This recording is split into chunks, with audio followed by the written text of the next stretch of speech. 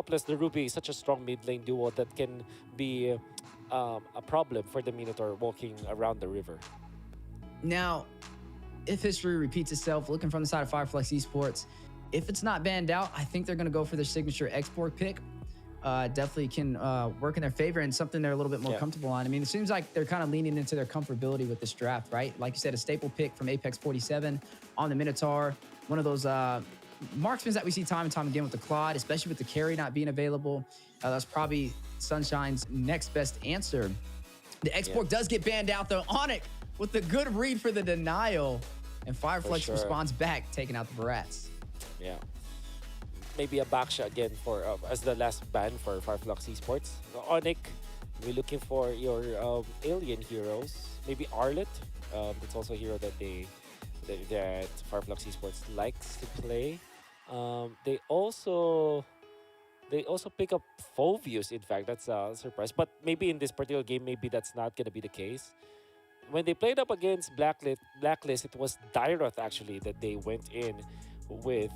Maybe because Blacklist went in for the Baksha. So instead, it's the Fredrin ban coming out from Onic. Interesting choice. Yep. There's another pick up there. The CC is still on the table to be picked up. I just realized I walked through the draft, and I think that would be a solid option from the side of Fireflux Esports. Definitely been one of those heroes that a lot of players have a hard time keeping up with and creating that opportunity to kind of split push on those lanes, especially with more of their signature pick being banned out. A really good read from Onic for that denial on that X-Borg. I mean, I can almost guarantee you that is what they were trying to kind of pick up there if it walked in. A great denial, a good read from the side of Onic, just showcasing their mastery in drafting, but the Fanny looks like they're trying to limit the King of the Skies. Yeah, that's right. Onic, the three-dimensional draft that you're saying, gonna go for the Martis instead. This time, they will want to keep the flexibility on the Ruby, so we don't know yet if this Ruby is going EXP or Roam. How for Fireflux now, gonna be looking for their XP laner as well as their jungler. When you're up against the Martis, there's always that Baxia factor, and I think it works really for the lineup of Onic. So maybe they'll just go that route. Then for their EXP lane, there's that Lapu Lapu that no, it's not bad. So the Lapu Lapu is decent versus the carry. You can one-shot that carry if the carry does not build tanky, or you go maybe you go for the Dyroth that they also picked up earlier on, which is usually what they use against Martis or against Backshot. But the Lunox in the jungle is the choice here for Fireflux. I mean, it didn't really work out that well. There goes the CC. But the Lunox in the jungle position. This is similar to game one when they went up against Blacklist, their opening debut in Game of Futures 2024. They ran this composition and went all the way to a 20-minute game. But they were not able to claim victory, and Blacklist was able to shut them down. Looks like they're going in for this again, a little bit more confident than the last time, possibly. I like the CC pickup. It's definitely going to have some strong presence rotating around. And now we're on to our last pick for the side of Onic. There it goes. Arlot will be slotted in. I thought maybe we would see a Lapu Lapu, something of that nature, which means this is going to possibly be the Arlot and the XP and Ruby rotated into that roam position. Yeah, it's still swappable, but I think that it's more likely that they pick up the Arlot as the EXP laner. So the benefit here for the Arlot is that combo we have with the Ruby, with a limited source of stuns, of crowd control across all of the other heroes, but most particularly for the Ruby, you have a big combo with the Arlot that you can always refresh or Vengeance and allow for that to have a sniping potential with the final slash all the time, because you're always going to find the angle to initiate, and that will be good in combination with both the carry as well as Martis. These two heroes are heroes that can actually confirm kills, right? So they're sweepers in general. Carry, if you pop the ultimate, you have enough attack speed to burst down a hero. And for the Martis, you have the Decimate. So the game plan here for Onic is to confirm the kills, to actually finish the job every time. And that's what Fireflux Esports kind of have a disadvantage on, because they're a sustained kind of lineup. They have low HPs but high sustains. So Onic identified that and picked this composition up. Yeah, some high level drafting indeed from both sides of the table as we go through the virtual arena into Land of Dawn. Fireflux Esports, all the way out from Turkey, making it into the semifinals, going up against the last standing team out from Indonesia, Onic, who will be able to claim victorious in this best of three for the semifinals and claim their spot in the grand finals to face AP Brent. On to the matchups. I believe that the carry has an easier time in the early stages, but late game, 100%, you're going to have to give it to the Claude. Up top, it's CC versus Arlot, and already Sans has forced the passive on the Nana. Ooh, that's going to hurt. Yeah, luckily the Molina's gift worked in his favor to keep him alive, but that's a lot of early game damage. You are going to go ahead and see Onic trying to take the advantage. I mean, they are running the Martis inside of that jungle, right? We know he's an early aggressive jungler and can definitely sniff out those low HP opponents. Fireflex Esports, you mentioned it as we were jumping into the draft. They're a team that kind of focuses on team-oriented clashes, and that's kind of how they prioritize their draft. Now, they did something interesting. They pulled out the Lunox in the jungle. Up against a team like Onic, we got to see how this kind of plays out, right? Can it kind of deal the damage they're looking for and take these neutral objectives? Or where we see Kyrie kind of bridge that gap in the early game with the Martis? Well, they have to utilize this Martis in that regard. They have to ride the momentum, if you get my meaning. They have to start fast for Onic because late game, this burst composition from Onic or confirmed kills kind of composition might not be that good anymore because that means that the Claude is already very strong, a little bit tanky with Wind of Nature, and the Purify is even more usable in the latter portions of the game. And of course, Apex 47 with just a little bit of an opening can pop the Minoan's Fury. Yeah, now you are seeing both teams fight it out over this turtle, trying to take the advantage. Kyrie with the retribution, able to claim it for Onic and maybe able to get a kill. Tries to go in, find Alien, not able to close the distance, but they were able to take this first neutral objective. Yeah, looking really good for Onic, especially with Boots again being on point. Not the best performance from him in the M5 World Championship, but definitely games of the future. Started in the group stages so well, and then now in the playoffs, he's looking really good when it comes to his form. Yeah, definitely looking really strong so far. That will give them a massive XP boost for the side of Onic. They are slightly ahead in terms of gold already, leading by 1,200. And we know Onyx is one of those teams, even with the littlest advantage, can go a mile. Right now, Fireflex Esports, this may be their toughest challenge yet. But let's not discredit them. They did take down one of the highest decorated teams inside of the Philippines, shutting down Blacklist right before this yesterday inside of the quarterfinals, and now having a chance to take down one of the top teams from Indonesia. Rosa, you said it warmed your heart inside of M4, having a little bit of a hard time getting online with the Nana. Gonna go ahead and proc that Molina's gift to keep him in this game. Neither side has found a body so far. Yep. With all due fairness for Fireflux Esports, they're keeping up, and it seems like they're not overly aggressive. They're not wasting some of their early HP or early deaths whatsoever. Like even TNC committing the brilliance just to get out. They understand the situation where they only team fight around the neutral objectives and they only have to wait for the late game anyways. Don't be overly aggressive. But Onic decides, okay, why don't we try to steal this? Kyrie is a retribution a level ahead. But the thing is, if they can find a way to disrupt Tinzi in the early game, he won't be able to deal the early game damage he's looking for. And I think that's what Onic is trying to lean into. They're like, okay, they're going a little unorthodox with the drafting. If we can make them uncomfortable, we can kind of lean into that and make that work in our favor. But Fireflex Esports, clapping back, doing a good job on kind of contesting the invasions from Onic in their jungle. Yeah. However, they're not able to defend the turtle as Onic just secured it easily. Kyrie still has the retribution, steals the buff. Classic Kyrie from Onic. Yeah, classic Kyrie, but big play from Boots, opening up the opportunity with the final slash. Kyrie with the alley-oop will take down Tienzi with the decimation. First blood on the board for Onic. Oh man, that's great aggression from Onic.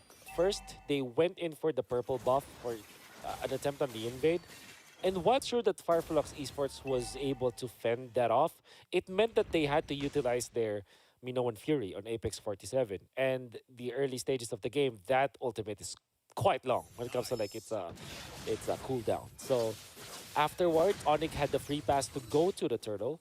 Then Kyrie didn't have to commit anything, any retribution for that. So they had another round of invasion onto the orange buff this time of Fireflux Esports. So that's well calculated and very natural kind of movements coming out from Onic, knowing full well that Apex 47, every time he commits the Minoan Fury that does not net a kill for Fireflux Esports, they buy what?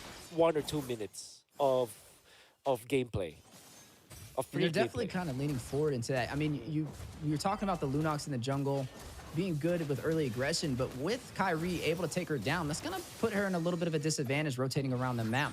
Definitely going to have to be a little bit more careful. I mean, they lost that first neutral objective turtle, and then also losing their jungler on top of that is going to put Onic at a big advantage. Now leading by 3,000 gold. Then just being Procto, needs to get out of there. Albert trying to get the kill. Kyrie will get there first.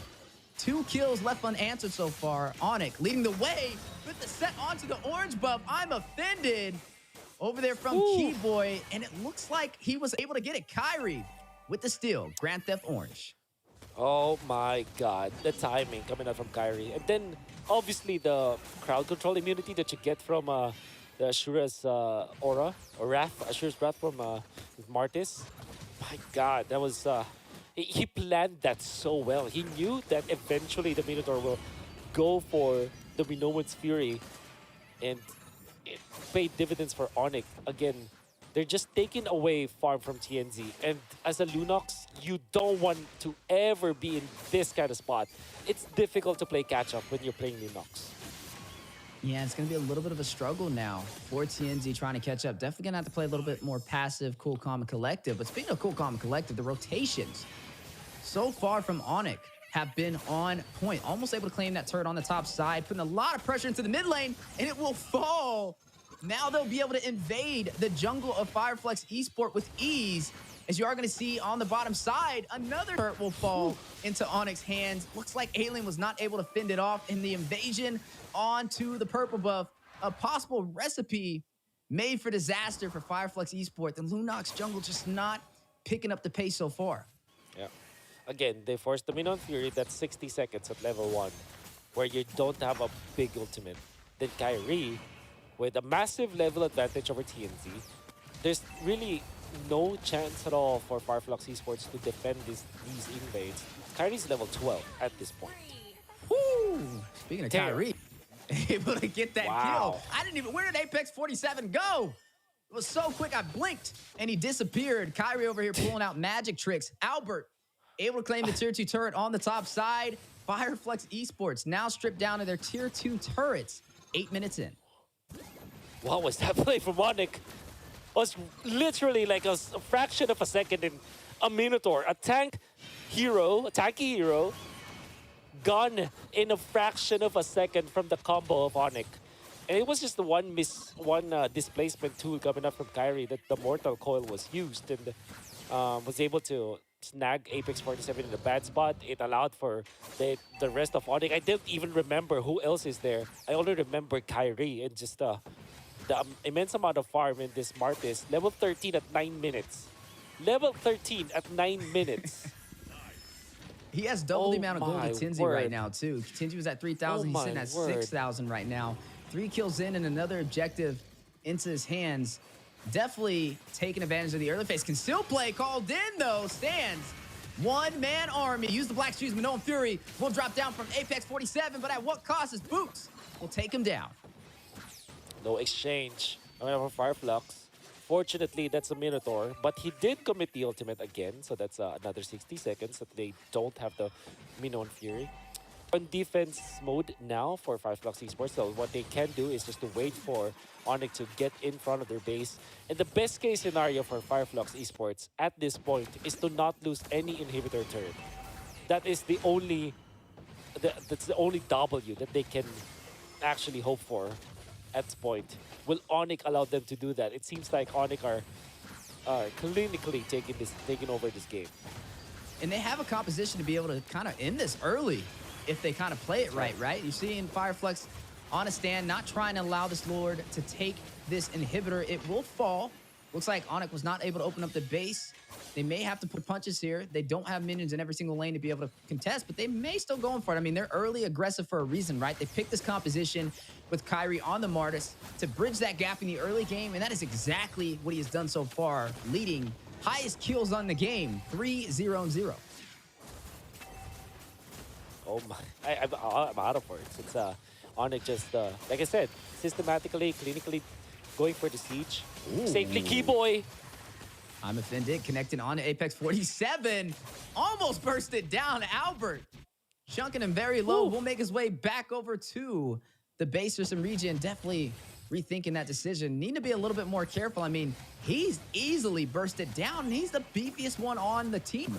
So he's definitely going to have to be careful. I mean, they don't have a strong frontline composition. They have him and Alien to be able to contest. And right now, Onic already leading the way, almost up by 10,000 gold in the first 12 minutes of today's match. Whew. Tough break for Flux Esports. They did secure their turret out to the bottom lane, but it seems like they can't get out of their base. And Onyx game plan, okay, let's forego our own jungle. Let's take over their jungle so that there's no recovery whatsoever from Flux Esports. Yenzi is just, he's just 5K at this point. And Kyrie is just like dominating him so badly. Onyx just shows us how to clinically and systematically win the game in a perfect manner.